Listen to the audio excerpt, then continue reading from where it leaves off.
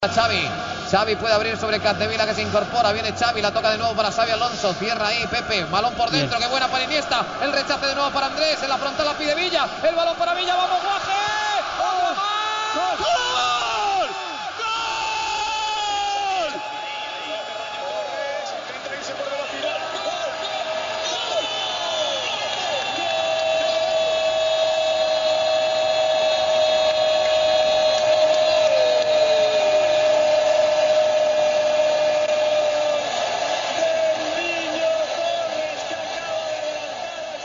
Sans conteste, le football européen de la seconde moitié des années 2000 et de 2010 appartient aux Espagnols.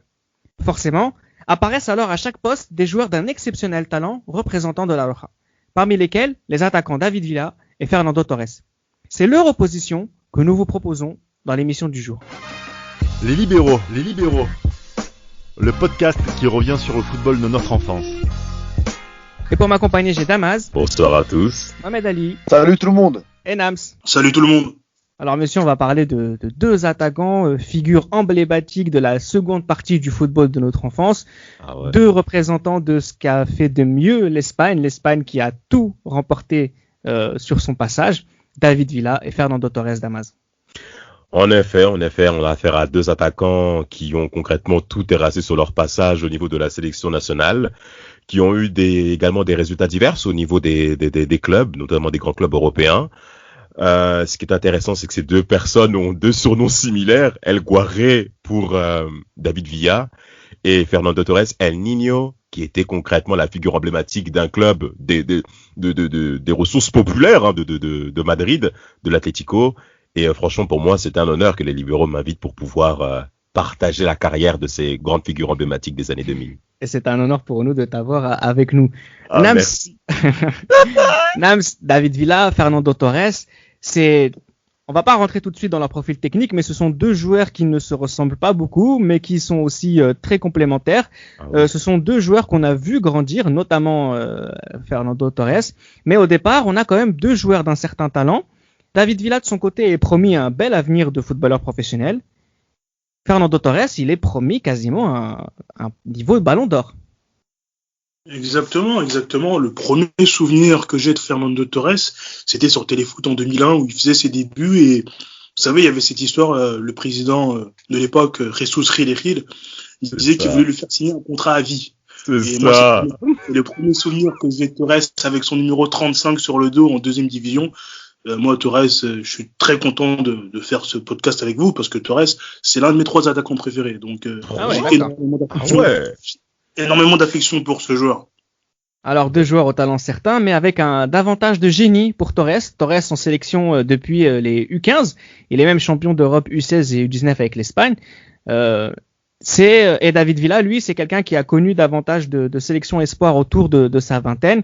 De ton côté, on va plus sentir que tu préfères Villa ou Torres, Mohamed Ali? Moi, tout simplement, c'est Villa. Moi, c'est Villa. Au début, c'était plus Torres, mais avec du recul, avec un peu plus de vécu footballistique, j'ai appris à aimer David Villa. Et c'est intéressant ce que tu dis parce que ça va être comme ça qu'on va suivre leur carrière, Damaz. Puisque, au départ, ce sont deux attaquants de seconde division. Parce que David Villa, il est du côté de Gijón et Torres est du côté de l'Atlético de Madrid en deuxième division. À ce niveau-là, nous, on les connaît pas. Exact. Nous, on ne les connaît pas. Il n'y a que ceux qui ont Canal+, et les grands puristes du football, notamment sur l'équipe du dimanche, qui peuvent avoir accès au niveau espagnol, sans compter ceux qui ont cette observation sur le football espagnol avec les journaux El País et consorts. Mais quand maintenant on rentre dans le vif du sujet, on a affaire à un Fernando Torres qu'on va rapidement mettre en valeur du côté de l'Atlético Madrid, qui est un club en effet majeur en Espagne, bien qu'il soit dans l'ombre du Real Madrid. Non, de nom, parce que là on est en deuxième division, donc c'est de nom qu'il a une certaine... Exact, de nom. Mais c'est l'Atlético qui est en dessous du Real, ça c'est sûr. Ouais, bah oui. Mais l'Atlético, le nom Fernando Torres, il joue beaucoup dessus au cours du tout début des années 2000. Fernando Torres, très rapidement, on le met en évidence du côté de l'Atlético. Et même si c'est vrai qu'il vient de deuxième division, leur remontée, en effet, lors de la saison 2002-2003, lorsque l'Atlético est promu, il est déjà capitaine. Il a déjà le brassard. Il a moins de 20 ans. Il est capitaine de l'Atlético Madrid. Et ce qui est intéressant, c'est que de l'autre côté, on a affaire à un David Villa qui vient de loin, hein, même au niveau social, parce qu'il faut qu'on en parle. C'est-à-dire que David Villa, son père, ouvrier forcené, avec nombre d'heures, comme il a plusieurs fois mentionné au cours de son début de carrière, notamment au cours de sa blessure qu'il a eue très très jeune, je crois, Redin, une blessure qui a failli lui coûter la fin de la carrière tout court et de rejoindre son père dans les mines. Mais David Villa, à force de persévérance et du soutien de ses parents, continue à persévérer et fait de très très gros débuts à Riron, où les statistiques sont de suite éloquentes. Alors, ce qui va se passer, c'est qu'effectivement, du côté de Riron, en deuxième division entre 2000 et 2003, et pour Fernando Torres, en deuxième division entre 2000 et 2002. Exact. Tous les deux vont goûter à la première division, Nams. Tout d'abord avec, comme le disait très bien Damas, l'Atlético Madrid sur la saison 2002-2003, avec un Fernando Torres déjà capitaine ou déjà cadre. Et de son côté, David Villa, lui, qui va partir du côté de la Real Saragosse, un ambitieux Real Saragosse. Ah oui. Nams. Oui, un ambitieux Real Saragosse où il s'impose tout de suite et il a des stats plus qu'honnêtes, voire même plutôt excellentes. Villa s'impose tout de suite comme l'une des grosses surprises de la Liga, parce qu'il n'est pas vraiment, même s'il a fait 2 bonnes saisons en deuxième division, il n'est pas quand même entendu comme l'un des joueurs phares. Parce que lors de cette saison 2002-2003, il y a énormément de joueurs qui brillent. On a Raoul, on a Ronaldo, mais lui arrive à tirer son épingle du jeu de manière assez brillante, c'est assez époustouflant. Lui, Torres, confirme déjà les choses qu'on voyait de lui, qu'on attendait de lui. Donc c'est moins surprenant de la part de Torres, mais très brillant de la part de David Villa. Alors là, on se dit que jusqu'où peut aller Villa? Est-ce qu'il va confirmer lors de la saison qui suivra? Est-ce que ce sera un one season wonder? On ne sait pas encore. C'est ça. Mais déjà juste sur les qualités techniques, on voit que il a ce truc, il a attiré vers le but. Il est habile. C'est un joueur de surface, mais pas seulement. Il peut jouer sur tout le front de l'attaque dans ses déplacements. Tout à fait. Et ça, c'est quelque chose de très intéressant dans ce David Villa. En plus, il a cette vitesse qui est vraiment pas mal. Torres, c'est différent. Il est grand de taille. Il joue énormément de son physique. Donc, oui, il avait déjà ces crochets courts très dévastateurs, très puissants, qui laissaient le défenseur sur place. Et ça, on avait déjà le futur. On avait déjà le futur pour l'Espagne. Et ça, c'était quelque chose d'assez énorme. Exact. Alors, David Villa va changer doucement de dimension avec Saragosse. Il va même gagner la Coupe du Roi avec un but en finale contre le Real Madrid. 3-2. Il marque un penalty. Tout à l'heure, quand on fera le profil technique de ce joueur, on parlera notamment de sa qualité sur le tir au but. Fernando Torres, de son côté, c'est très très fort, c'est très talentueux, mais ça reste un attaquant d'une équipe du ventre mou, Mohamed Ali. Et en fait, là, on a affaire à deux grands attaquants, mais d'attaquants de clubs moyens. Bien sûr, Reda, mais pour compléter ce qu'ont dit mes collègues, c'est que c'était des attaquants talentueux, on connaissait pas leurs limites, surtout pour Fernando Torres. Donc, comme on l'a dit, il était promis à un ballon d'or, donc on savait qu'il allait gravir les échelons. Mais le problème, c'est l'Atlético Madrid. Donc derrière, devant ces équipes-là, il y a le Real, il y a le Barça, donc il gagnait pas beaucoup de titres. Non, mais plus que le Real et le Barça. Ils sont 12e, 7e, 11e, 10e et 7e. Donc il y a beaucoup plus que le Real et le Barça. C'était n'importe quoi. C'était vraiment n'importe quoi. Et on savait que c'était une question de temps, qu'il fallait qu'il change de club. Moi, je voulais qu'il change de club. David Villa, donc il avait signé pour 3 millions d'euros. Il va marquer 39 buts en 94 matchs. Là, on va s'intéresser un peu à leur profil technique, puisque ce sont deux profils techniques qui vont être à l'origine de leur départ dans le club d'après. On va se rendre compte, comme le disait Nams, on va continuer avec toi, Damas, sur le profil technique. On a peut-être un joueur, David Villa, qui est beaucoup plus espagnol, et un joueur comme Fernando Torres, qui est beaucoup plus anglais. Exactement.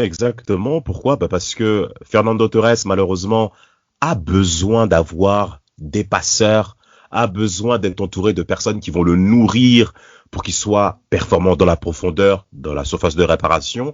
En effet, l'Atlético Madrid, bien que ce soit un club très romantique, on a rapidement compris les limites de ce club qui a lutté pendant plusieurs années, pendant le Capitana Torres, de passer en Europe. Et pendant plusieurs années, ça a été très compliqué. Alors, Fernando Torres a quand même été performant au niveau des chiffres, malgré le fait qu'il évolue avec des joueurs moyens, il faut le dire. Son transfert à Liverpool lors de la saison 2007-2008, concrètement, c'est la consécration. On a vu, concrètement, c'est la meilleure saison Torres que j'ai jamais vue. Déjà, il est 3e au Ballon d'Or au cours de cette saison et il fait 24 buts en 33 rencontres. Ce qui est important au cours de cette saison, c'est qu'il est nourri par Steven Gerrard et par Xabi Alonso. Donc il est très très bien entouré pour que Monsieur Torres puisse répondre présent dans les moments qu'il faut. Et concrètement, on a rarement vu un attaquant qui est aussi performant, mais dans la durée au cours d'une rencontre. C'est bien de voir ça. Parce que on se dit, c'est bien qu'on parle de Torres. Il y a une génération numéro 9 qui commence à arriver à la trentaine, marquée par Ronaldo, R9, Luis Nazario de Lima. Et Fernando Torres nous donne ce nouveau souffle. En tout cas, pour moi, à l'époque, je me dis, il y a quelqu'un qui peut tenir le coup par rapport au type de neuf qu'on attend. La panoplie, en effet, de Fernando Torres, bien qu'il soit moins fringant techniquement, on se dit que c'est un attaquant de surface. Et concrètement, Liverpool, il va clairement répondre présent. Alors après, il y a ce fabuleux match là qui fait face à Arsenal en quart de finale de Ligue des Champions, où concrètement les Gunners de Wenger, je ne sais pas si vous vous souvenez de ça, messieurs, mais ils se font boire. Et la demi-finale face à Chelsea, une demi-finale de très très très très haut niveau, messieurs. Je sais pas si toi, Nam, tu t'en souviens, Mohamed, mais moi, Torres m'avait... Mais sur cette saison, il y a autre chose qui m'a marqué de Torres, c'est ce Liverpool-Inter, ce duel à distance entre lui et Ibrahimovic. Ce but qu'il met là, il contrôle, il se retourne, il frappe à terre. La frappe, l'enchaînement, la beauté de l'enchaînement, c'est la définition de Fernando Torres. La rapidité, la vitesse d'exécution, c'est Fernando Torres. Ça le résume parfaitement. Et tu parlais des débuts de Torres tout à l'heure. Il peut pas faire mieux que ce but face à Chelsea. Et cette façon dont il marque ce but, avec du caractère, avec de la personnalité, il s'impose tout de suite. Il montre que voilà, j'ai fait le travail à l'Atlético. Là, je vais montrer que je suis un grand. Alors Torres qui est entre guillemets enfin dans un club à son envergure, puisque l'Atlético Madrid était devenu trop petite pour lui.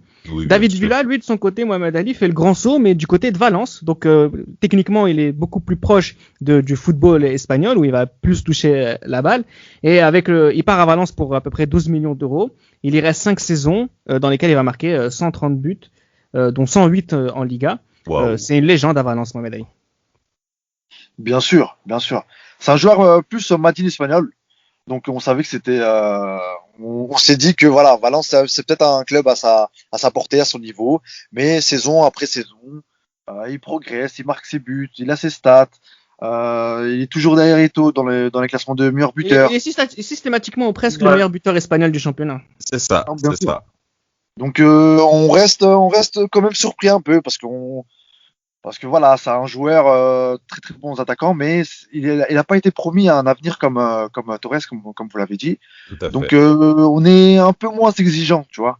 Donc on connaît pas vraiment ses limites. Donc là on voit qu'il repousse un peu plus ses limites. Il marque des très très beaux buts, des buts contre l'Inter, magnifiques. Oh, tu me régales, frère. Il se complète dans tous les compartiments du jeu. Année après année, il commence à progresser.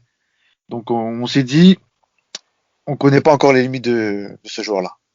Alors on va juste faire une petite parenthèse de sélection internationale puisque c'est très intéressant. Ils font leur début Torres en 2003, comme quoi il est assez tôt. Février 2005 pour David Villa. Il se passe quelque chose pour la Coupe du Monde 2006 d'Amazon. On a l'impression qu'il y a quand même déjà un début un relais avec un certain Raoul. Bien sûr. Mais moi, c'est concrètement, quand j'ai vu ce podcast, j'ai eu de la peine pour González Blanco dit Raoul. Et j'ai une pensée pour notre frère Gilles Christ, dont on sait l'amour qu'il a pour le numéro 7 madrilène.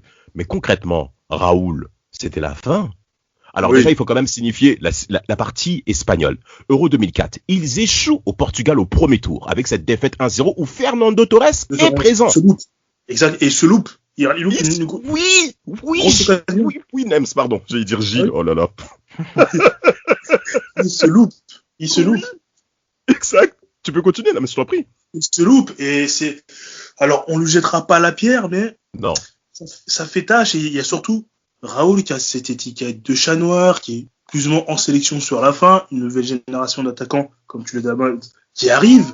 Donc, Nam sur la fin? Tu veux frère Raoul sur la fin?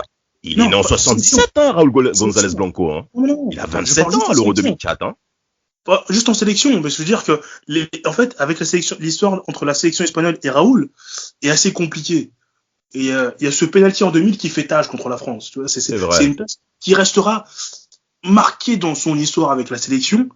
Mais voilà, c'est assez compliqué. Et justement, lors de ce mondial, les deux marquent. Les deux, Torres et Villa, les deux marquent. Les deux sont les meilleures sélections.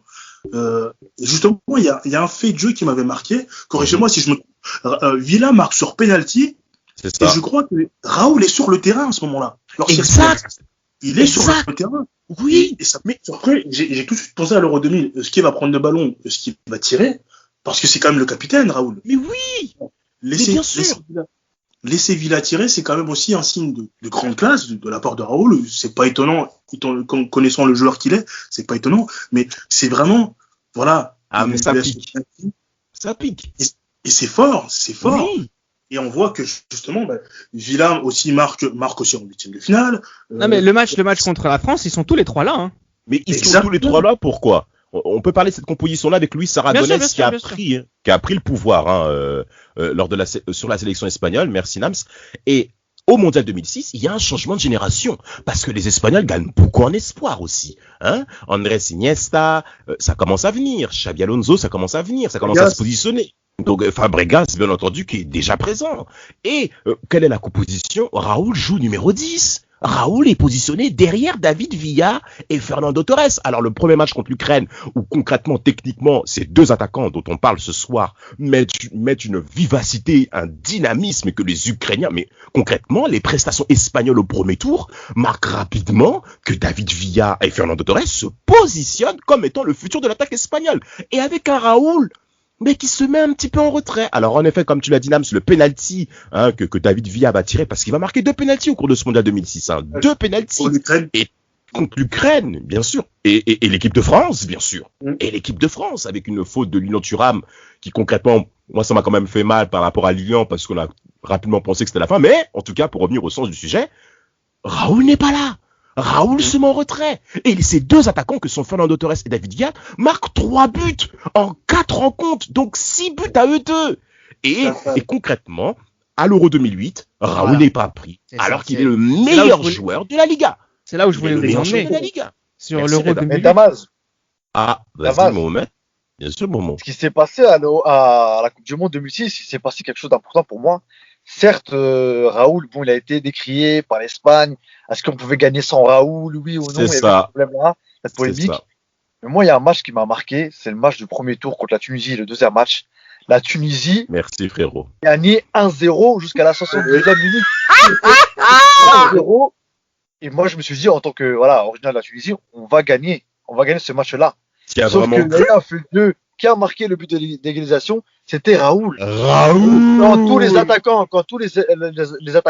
pensaient que personne n'allait marquer, c'est Raúl qui a marqué. Donc oui, Raúl, il a eu ce rôle d'accompagnement pour ces attaquants-là. Bien sûr. Et qui était quand l'Espagne sur l'Euro 2008 Nams jouait avec 2 avant-centres, les avant-centres c'était Torres et Villa. Et ils sont champions à la fin. Exactement, ils sont champions à la fin, mais ils se sont relayés. Villa était extrêmement performant au premier tour. Il commence avec ce triplé contre la Russie. Il commence avec un triplé. Il est énorme. Deuxième match, il marque encore. C'est une attaque assez incroyable. C'est une attaque. En fait, en termes, l'Espagne ne pouvait pas rêver mieux. 2 attaquants qui se complètent, 2 attaquants qui ont des qualités qui se rejoignent. Au meilleur de leur forme. Exactement. Torres peut jouer ce rôle de 9,5, tandis que Villa peut, lui, tourner autour et avoir ce rôle de runner des surfaces. Et justement, ils font la compétition parfaite jusqu'à ce que malheureusement David Villa se blesse. Et c'est Torres qui joue en finale tout seul. Exactement. Et quelle finale. Pourquoi? Parce que Fernando Torres a mis Per Mertesacker et Metzelder, qui est au Real de Madrid en plus, dont Gilles se souvient, ils étaient tout rouges à la fin. Ah oui, et ce but, plein de malice, plein de personnalité encore une fois. Après, on peut aussi parler de la naïveté de Philippe Lahm sur le but. Mais Torres, ce but, il va le chercher. Notre frère Sylvain Taté, qui est avec nous, bien entendu, sur les libéraux que nous saluons, était totalement sous le charme de ce joueur, El Niño. Pourquoi? Ah oui. Parce que Fernando Torres, sans un jeu sans ballon de Fernando Torres, mais c'est incroyable le nombre de courses qu'il fait. On se rend pas compte à quel point que c'est dur, hein. Le nombre de courses que fait Fernando Torres et surtout la persévérance. Il faut qu'on s'en souvienne du but qu'il marque en finale 2008 face à l'Allemagne. Ah, mais magnifique. Philippe Lam est aux fraises. Il est cuit. Il s'y attend pas. Mais Fernando Torres, comme un félin, passe devant Lam. Bon, c'est vrai que c'est une énorme erreur, hein. C'est une énorme bourde, hein. Concrètement, en finale de championnat d'Europe, encaisser un tel but et faire une telle erreur devant Yem Sema, c'est quand même scandaleux, Nams. Mohamed, franchement, je me suis souvenu, mais il était encore très jeune, très naïf, très jeune. C'était pas encore le jour de la mais tu peux pas me parler de la jeunesse à un âge pareil, quand même. Tu peux pas parler de la jeunesse, quand même. Attends, en finale Euro 2008, tu vas parler de la jeunesse? Non, ce qu'a fait Torres, c'est exceptionnel. C'est exceptionnel. Passer devant Philippe Lam, et parce que tu te dis qu'il y a Jens Lehmann qui sort, mais t'as Torres qui vient faire un piqué, mais incroyable. Un piqué dont peu de personnes y pensent. C'est pour vous dire à tel point la soif de ce joueur. Et ça l'a clairement marqué.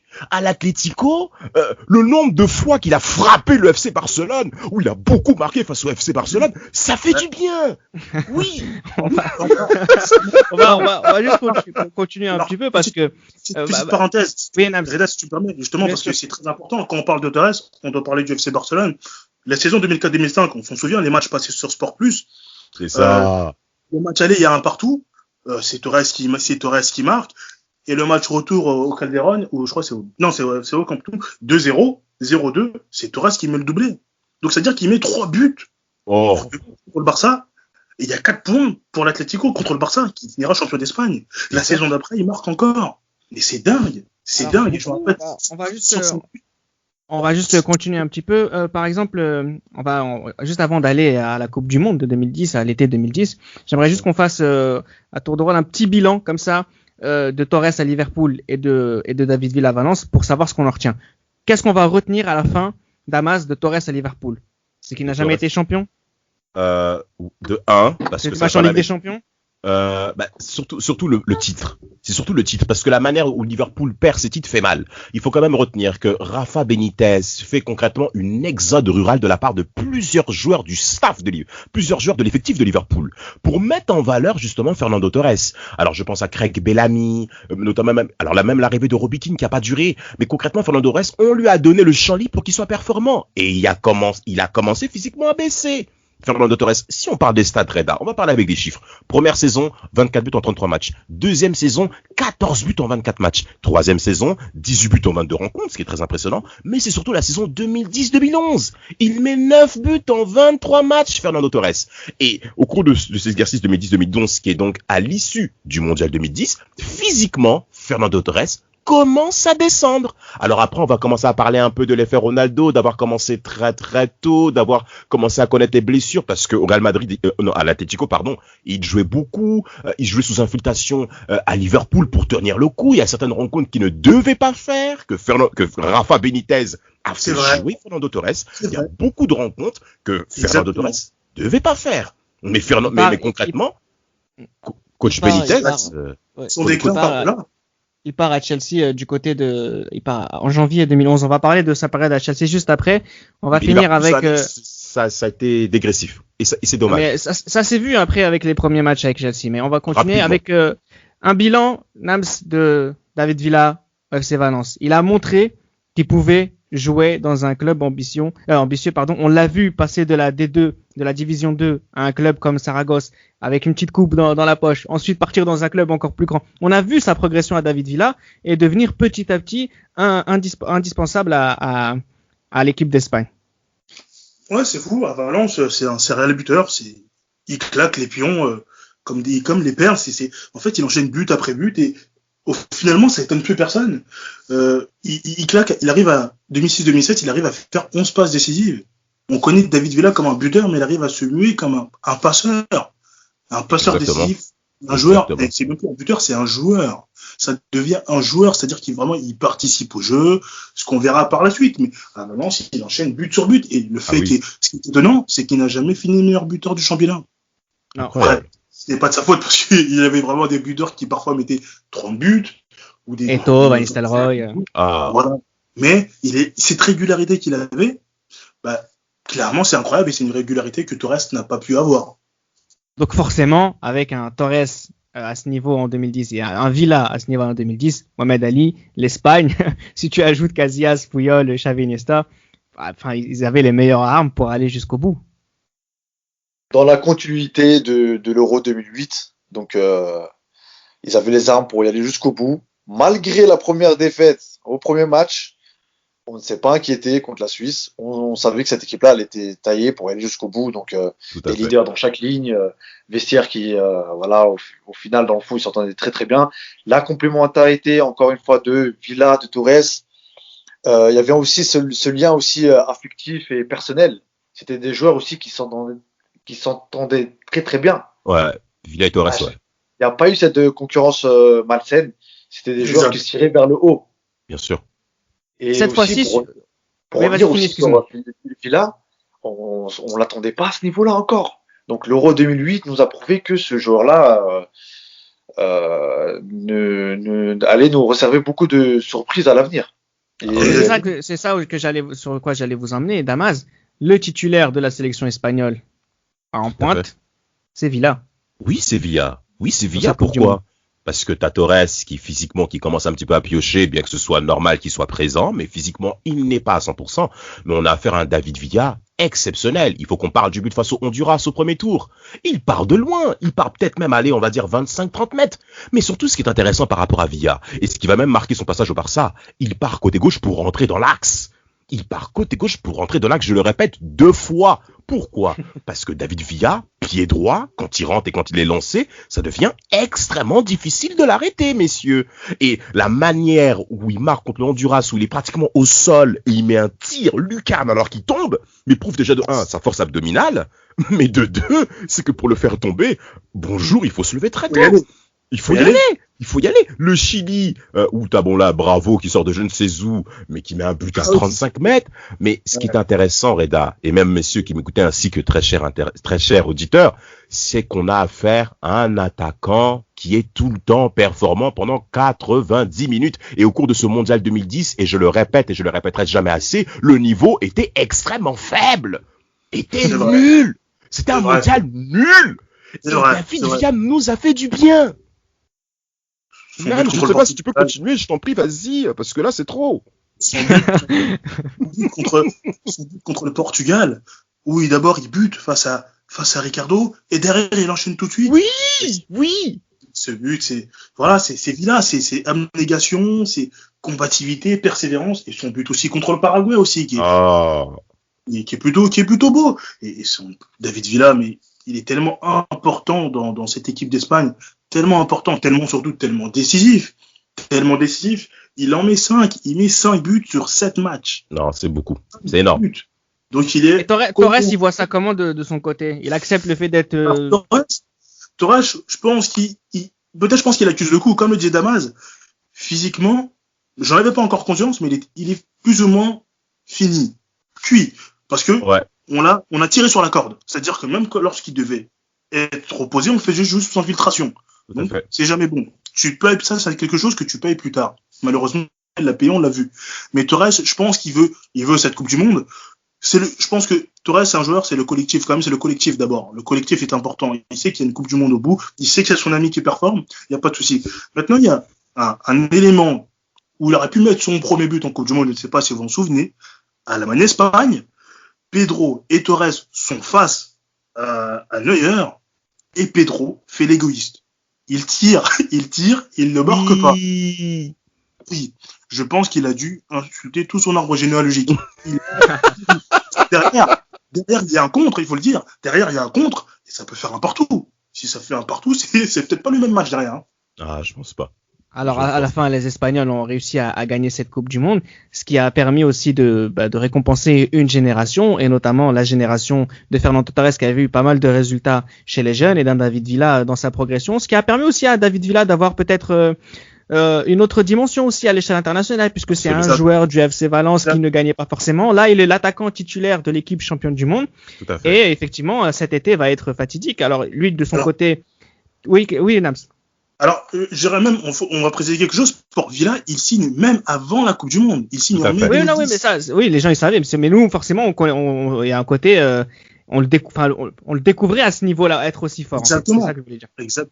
Exactement. Et il y a un point important justement lors de cette finale, Torres au sol, qui n'arrive pas à se lever.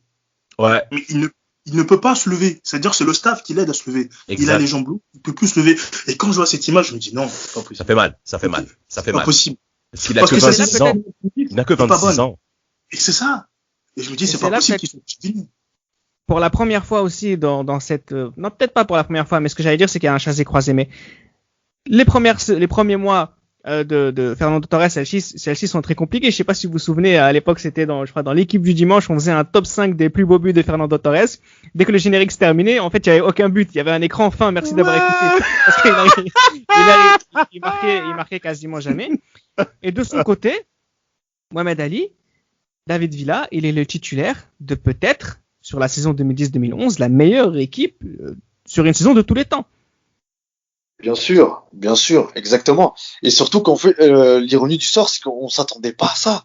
Il y a 6 ans, 7 ans en arrière, on pensait vraiment pas le destin de ce joueur-là à ce point-là. Donc Villa qui finit, je veux dire, qui signe au Barça au meilleur moment de ce club-là, et à côté.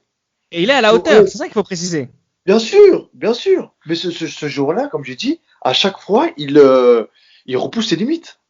Et en plus, dès le premier match, il marque des doublés, des buts contre le Real, des doublés contre Séville. Il s'adapte. Bien sûr, il s'adapte.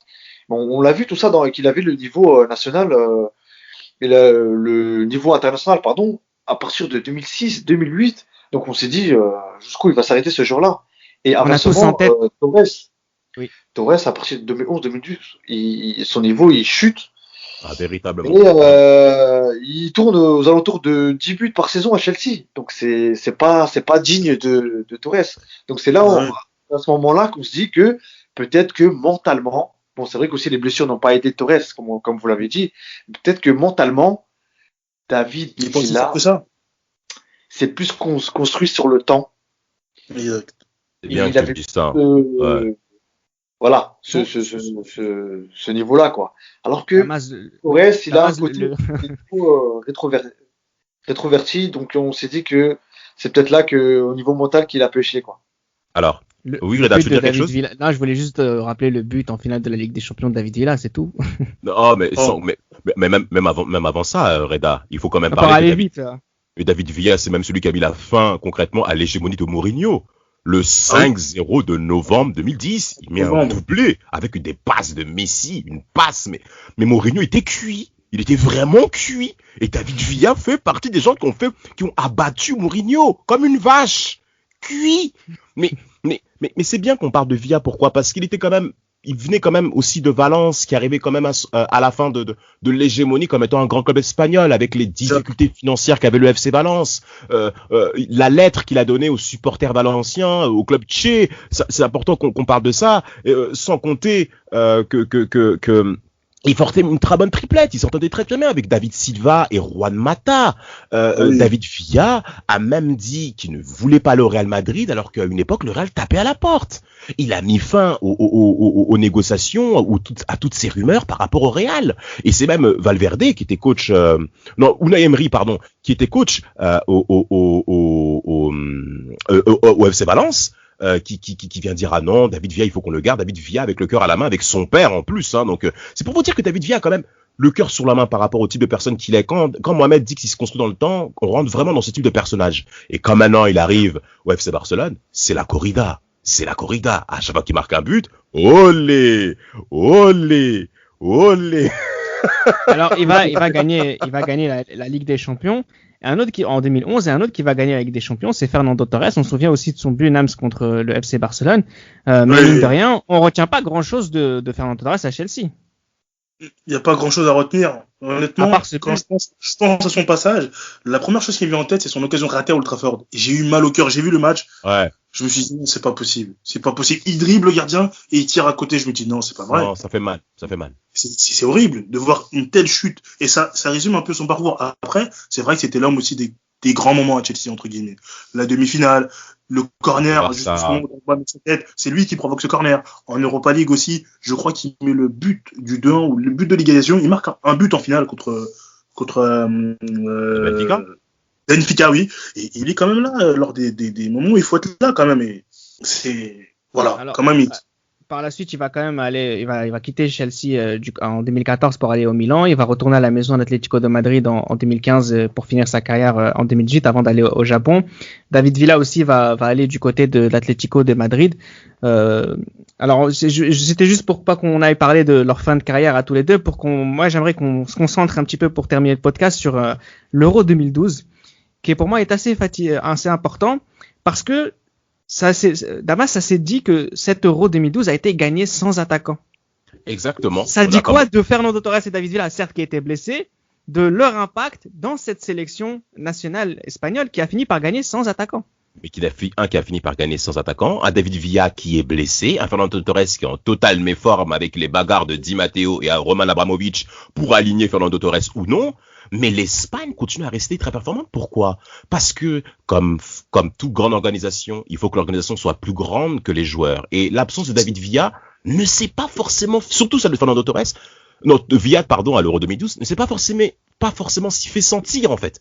Parce que l'Espagne a continué à rester performante. Nous, on a commencé à craindre des choses du fait de l'absence de David Villa, concrètement, son absence, notamment au cours de la Ligue des Champions 2012, face à Chelsea, dans la configuration de cette demi-finale, on pouvait penser justement que son absence pouvait bien peser par rapport au Barça, et ça l'a été. Et par rapport à l'Espagne, c'est Vicente Del Bosque qui prononçait ces mots-là en disant que malgré le fait qu'il y ait l'absence d'un numéro 9 avec la présence de Cesc Fabregas en tant que faux neuf justement, on continuera à rester performant parce que c'est un football en mouvement. C'est un football qui est en mouvement. Et je dirais même, heureusement que David Villa n'est pas là pour l'Euro 12 et qu'il est blessé, parce que qu'est-ce que ça aurait été? Mais franchement, surtout que David Villa, à cette époque-là, c'était trop. On se rend pas compte, hein. Le jeu sans ballon de ce mec, les appels intérieurs sont foudroyants. Parce qu'ils vont vous en faire 4 ou 5 à la suite. Mais Mohamed, je sais pas si tu peux tenir le rythme, toi et la boxe, il faudra que tu nous préviennes. Mais parce que tu... non, moi je peux pas.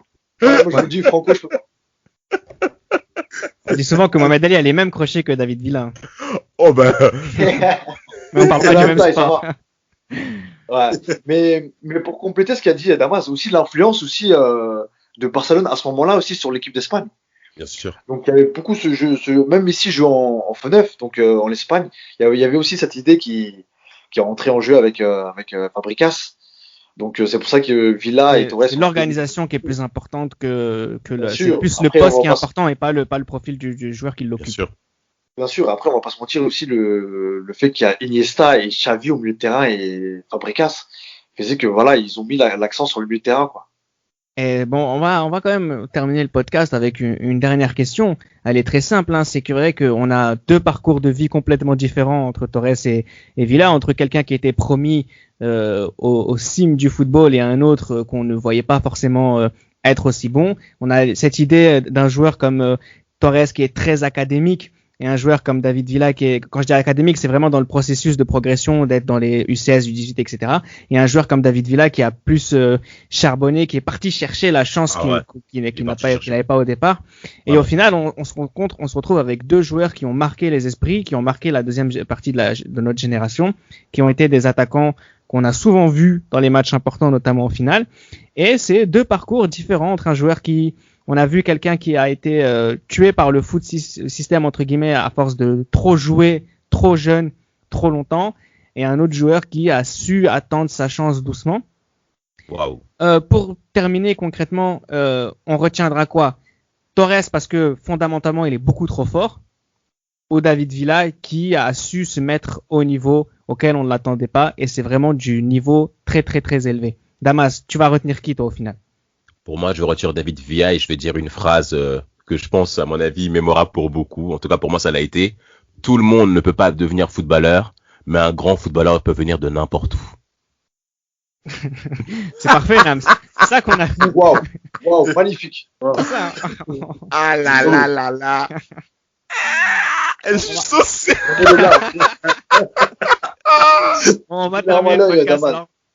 Oui, on va terminer le podcast sur Serir parce que finalement, ça résume parfaitement ce qu'est le football de haut niveau. C'est que rien n'est joué à l'avance, rien n'est écrit à l'avance, et il faut juste savoir se mettre au niveau auquel on te demande d'être. Et si tu as suffisamment de talent au départ et de concentration, comme l'a eu David Villa, eh bien, le talent d'un Fernando Torres parfois ne suffit pas, mais il est suffisant pour être tout le temps dans la sélection espagnole parce que tu restes un bon camarade, tu restes une bonne personne et puis surtout tu restes un grand footballeur.